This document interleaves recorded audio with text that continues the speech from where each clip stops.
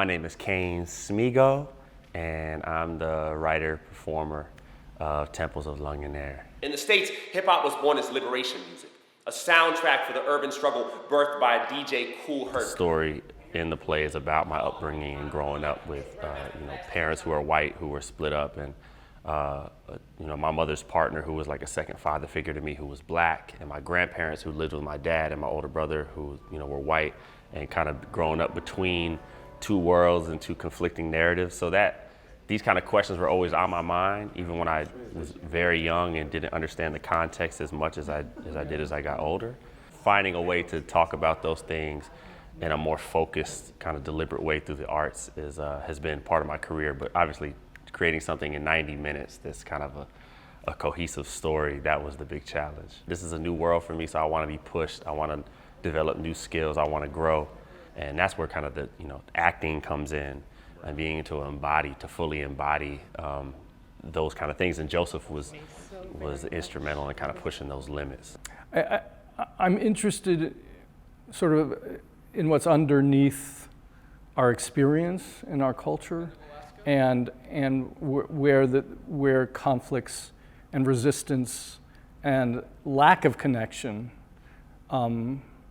lies, and what performance can do to sort of change that conversation. Performers like Kane open those doors in beautiful ways.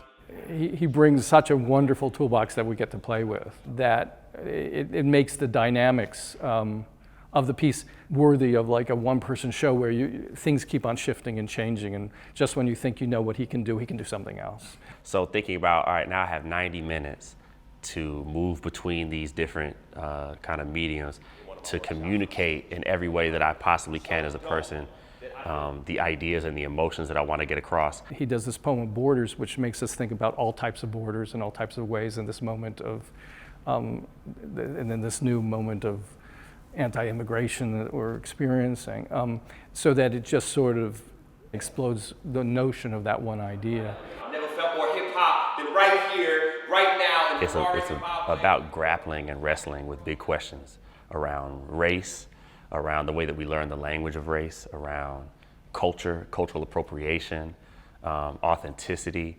And it's also, there are entertaining parts of it too. Like there's gonna be some funny moments, some exciting moments. There's some double time rap in there. Like there's a little bit of everything. So I hope to take people on a journey that gets them to reflect on their own kind of complex relationship to race and identity in America. I think there's ways in which we don't think about ethnicity, race, background, ideas of co-option, where art comes from, who gets to own art. I just think all of those questions are really interesting. I think explaining white privilege to white people is very complicated. They don't quite understand it.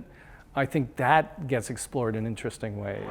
Proving that we ain't spinning different records, just remixing the same song, and I've been wrong.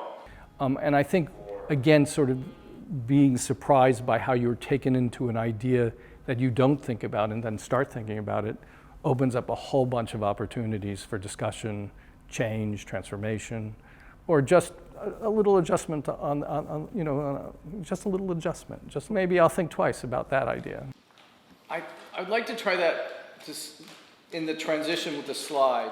When I perform, my favorite kind of audience is a diverse audience, because I can connect on those different levels. And so it's always fun to have folks who are hip hop heads in the room, who get it, right? Who are gonna get all the references, who understand the medium and gonna vibe with it, right? That's the most fun. They're the most lively and the most responsive audience. Gold ropes and fat laces and back brace for cats in the rat race, and I may have been sold down, spun round, pawned off, commodified, Spotify, chopped, screwed, auto-tuned. I also feel like, white folks, especially white men, are like the audience that I feel most responsible for reaching. I feel like I have a responsibility to connect with those folks and to bring up the kind of hard questions that the piece asks about my relationship to the culture, and about, I think, white folks' relationship to racialism in the United States and the history. So all that to say, I love mixed audiences because I want them to have that experience together with me, to ask those hard questions and to also enjoy themselves,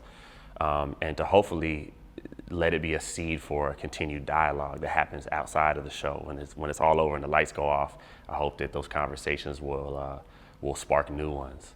Ain't I always been right on time? Ain't I been chameleon medicine, whatever you needed me to be to heal all your brethren to patch a gaping wound the size of a crack house or a trailer park festering of a bleeding city, trying desperately to clout